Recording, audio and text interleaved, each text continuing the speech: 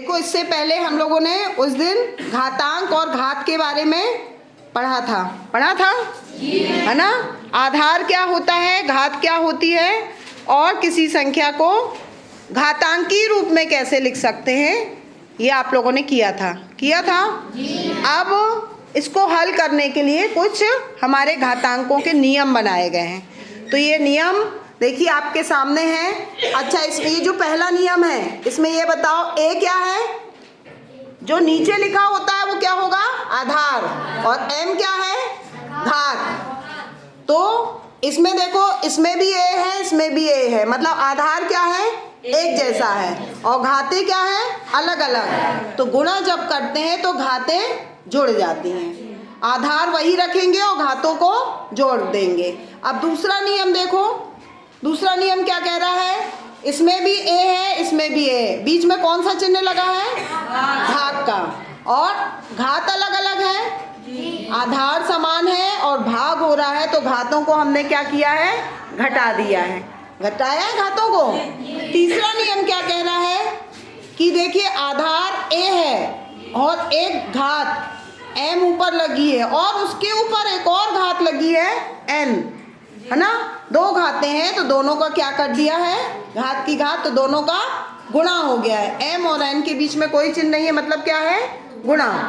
अब चौथा नियम देखिए, अब की बार क्या है, ए अलग आधार है और बी अलग आधार, आधार अलग है लेकिन समान क्या है, एम, मतलब घात समान है, और बीच में गुणा हो रहा है। तो हमने क्या नियम बना लिया, दोनों का गुणा हो जाएगा और पूरे की घात एम लग जाएगी, ठीक है, क्योंकि दोनों की घात एक जैसी है।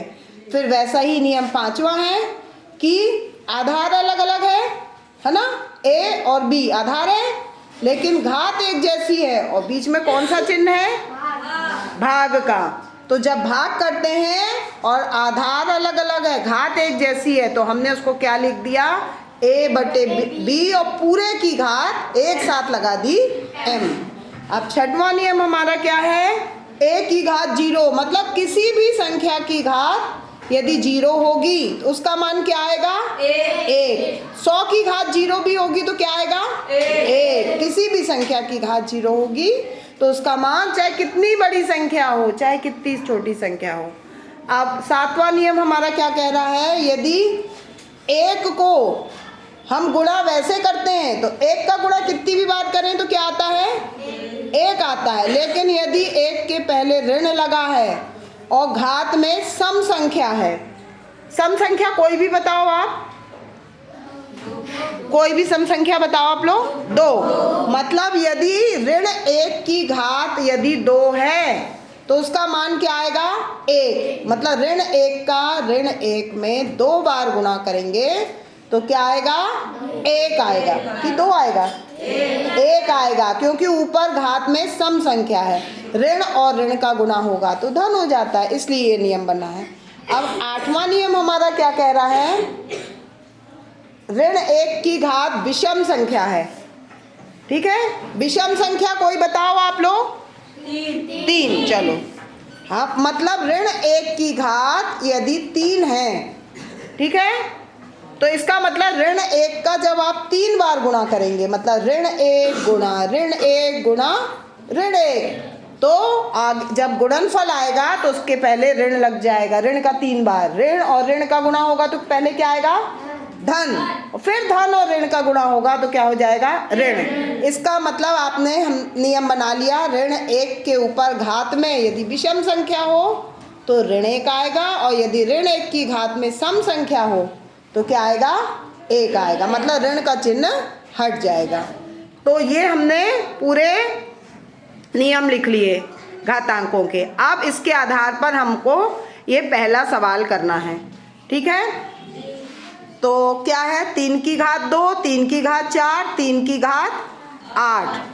तो ये बताओ इसमें आप लोग इन नियमों में से कौन सा नियम लगेगा इस सवाल में, कौन से नंबर वाला, पहला वाला, है ना। क्यों लगेगा बता सकते हो जी, क्या क्यों, तीनों का, हाँ बोलो बेटा, हाँ बोलो, हाँ आधार एक जैसा है और बीच में कौन सा चिन्ह लगा है? गुणा का। और पहले नियम में भी यही है कि आधार समान है, गुणा हो रहा है, बस वहाँ 2 संख्या है और यहाँ 3 संख्या है। ठीक है, तो बनेगा कि पहले हम करके बताएं आपको? करके बताते हैं। चलो पहला सवाल हम करने जा रहे हैं। तीनों में आधार क्या है? तीनों जो गुणा के रूप में संख्या दी है 3 और घात अलग अलग है। तो हमारा पहला नियम क्या कह रहा है कि आधार समान है और बीच में गुणा हो रहा है, तो घातों को क्या करते हैं? हम जोड़ दें। ये नियम हमारे पास लिखा है। तो अब हम क्या करें? आधार को एक बार लिखेंगे और घातें जुड़ जाएंगी। तो घात में क्या क्या है? 2, 4 और 8 इस नियम के हिसाब से। ठीक है, तो क्या आएगा? 3 की घात 2 और 4 6 और 8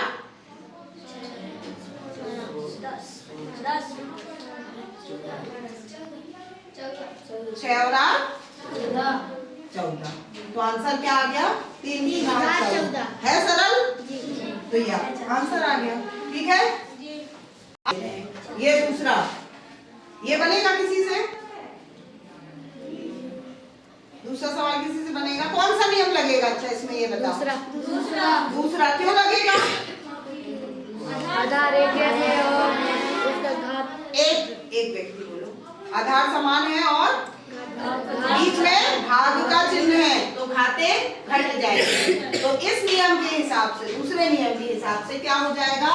आधार को हमने लिखा और घातों को घटा दिया, क्योंकि आधार 6 है और घात में क्या है? 15 और 10। आधार क्या है, घात क्या है, ये आपको मालूम होना चाहिए। तो ये क्या आ जाएगा? 6 की घात 15 में से 10 गया 5, तो 6 की घात 5 आंसर आ गया। है सरल? जी। हाँ जी। अब ये बताओ तीसरा किससे बनेगा? आपसे बनेगा? हाँ, तो देखिए हमने आपको गुणा पर आधारित और एक भाग के नियम पर आधारित 2 सवाल बताए, है ना।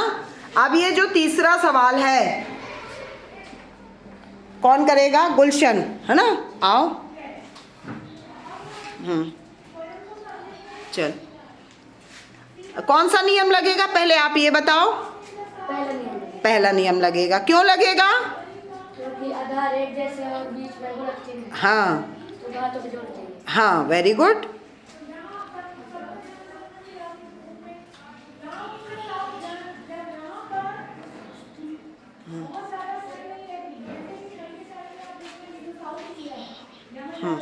चलो सही है, आपको लग रहा है सही है? हाँ चलो ठीक है।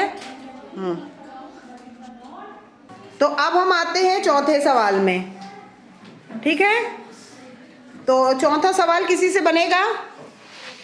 कितने लोगों ने हाथ? चलो 2 लोगों। प्रेम मिलन, आओ बेटा।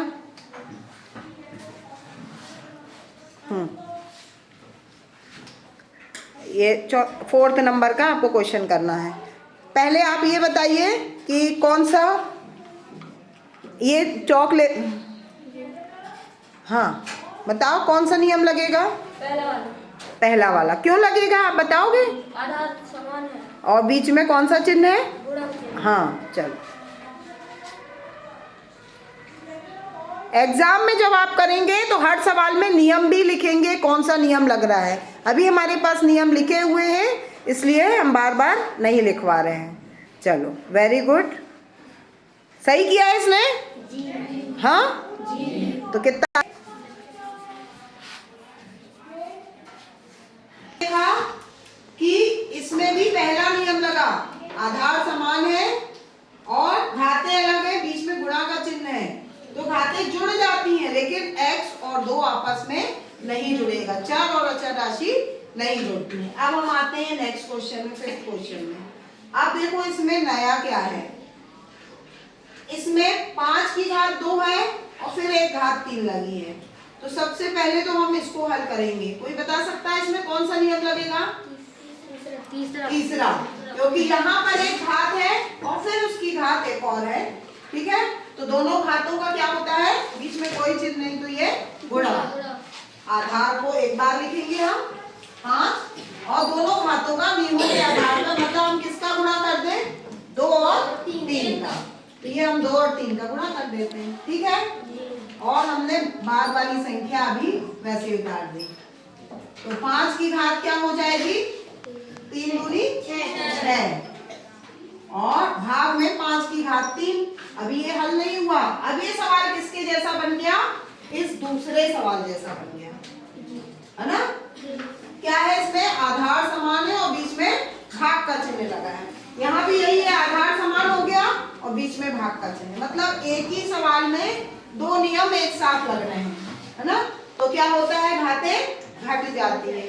आधार समान है तो 5 की घात क्या हो जाएगी, ये दोनों घातों को घटा देंगे, 6 ऋण 3, तो 5 की घात क्या हो जाएगी, 6 में से 3 गया 3, तो ये आंसर क्या आ गया, 5 की घात 3, ये हो गया 5वां। अब हमारे पास एक सवाल और बचा है जो आज हमने लिखा है आपके सामने। अब देखिए अगला सवाल जो है ना, 2 की घात 5 गुणे 5 की घात 5। अब ये थोड़ा सा अलग है, तो कौन सा नियम लगेगा, पहले तो आप लोग ये बताओ इसमें, चौथा नियम, मतलब 1 की घात m गुणे, अब की बार क्या है, आधार समान है क्या, नहीं है, क्या समान है, घात समान है और आधार अलग है। चलो किसने हैंड रेस किया था, हाँ आओ बेटा। ये आपको 6वां सवाल करना है।